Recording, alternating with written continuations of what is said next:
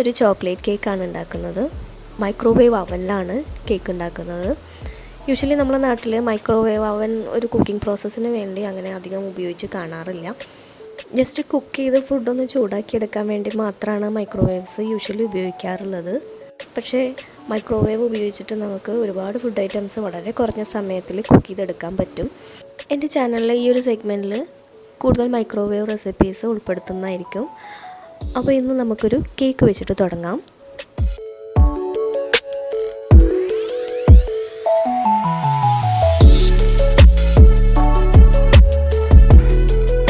ഒരു ചെറിയ കേക്കാണ് ഉണ്ടാക്കുന്നത്. അപ്പം അതിനു വേണ്ടി ഒരു മുട്ട നന്നായിട്ട് ബീറ്റ് ചെയ്തെടുക്കുക. അതിലേക്കൊരു 2 സ്പൂൺ വെജിറ്റബിൾ ഓയിൽ ഒഴിക്കാം. എന്നിട്ട് വീണ്ടും ബീറ്റ് ചെയ്യാം.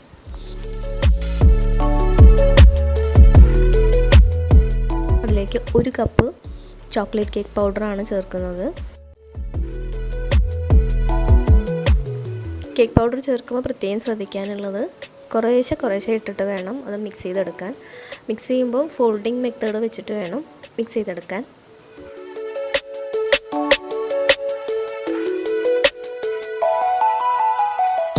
ബാറ്റർ കുറച്ച് മുറുകിയെന്ന് തോന്നുകയാണെങ്കിൽ കുറച്ച് ചൂടുവെള്ളം ഒഴിച്ചിട്ട് ഒന്ന് ലൂസൻ ചെയ്യാം.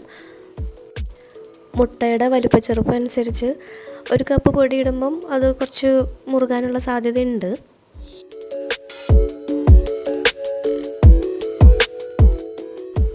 ഇനി ഒരു മൈക്രോവേവ് ഓവൻ പ്രൂഫ് പാത്രത്തിൽ ബാറ്റർ ഒഴിച്ചിട്ട് ഒരു 2 മിനിറ്റ് മാക്സിമം വെച്ചാൽ മതി. എൻ്റേത് LGയുടെ ഓവനാണ്. അതിൽ ഒരു 2 മിനിറ്റിന് താഴെ മതി ടൈം. ഈ ടൈം സെറ്റിംഗ് ഓരോ ഓവൻ അനുസരിച്ച് കുറച്ച് വ്യത്യാസപ്പെടും. എന്നാലും ഒരു 2-2.5 മിനിറ്റിനകത്ത് ആയി കിട്ടും. ടൈം കൃത്യമായിട്ട് അറിയില്ലെങ്കിൽ ആ ബാറ്റർ ഒന്ന് പൊങ്ങി വന്നിട്ട് താഴ്ന്നു തുടങ്ങുന്ന സമയത്ത് ഓഫ് ചെയ്താൽ മതി.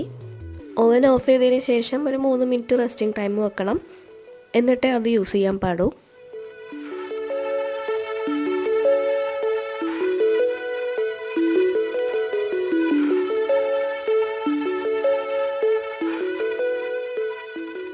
ഇനി കേക്കിനെ 3 സ്ലൈസാക്കിയിട്ട് മുറിക്കാം. എന്നിട്ട് ആദ്യത്തെ സ്ലൈസിൽ ഷുഗർ സിറപ്പ്, അതിൻ്റെ മേലെ ചോക്ലേറ്റ് സിറപ്പ്, രണ്ടാമത്തെ സ്ലൈസ് വയ്ക്കാം. അതിലും അതുപോലെ തന്നെ ഷുഗർ സിറപ്പ്.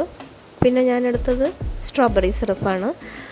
അത് സ്പ്രെഡ് ചെയ്തതിന് ശേഷം മൂന്നാമത്തെ സ്ലൈസ് വയ്ക്കാം. അതിൻ്റെ മേലെ ഷുഗർ സിറപ്പ് മാത്രം മതി. എന്നിട്ട് വിപ്പിംഗ് ക്രീം ടോപ്പ് ചെയ്യാം.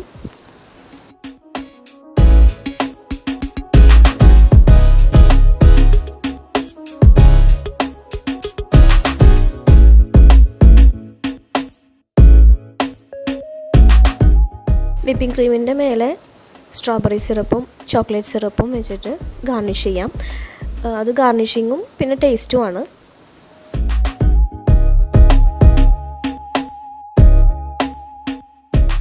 മൈക്രോവേവിൽ വെച്ചിട്ട് വളരെ കുറഞ്ഞ സമയം കൊണ്ട് നമ്മൾ കേക്ക് റെഡിയാക്കിയിട്ടുണ്ട്. അപ്പോൾ ഇതുപോലെ മൈക്രോവേവ് റെസിപ്പീസ് കൂടുതൽ കാണാനായിട്ട് ചാനൽ സബ്സ്ക്രൈബ് ചെയ്യാം. വീണ്ടും കാണുന്നത് വരെ ബൈ.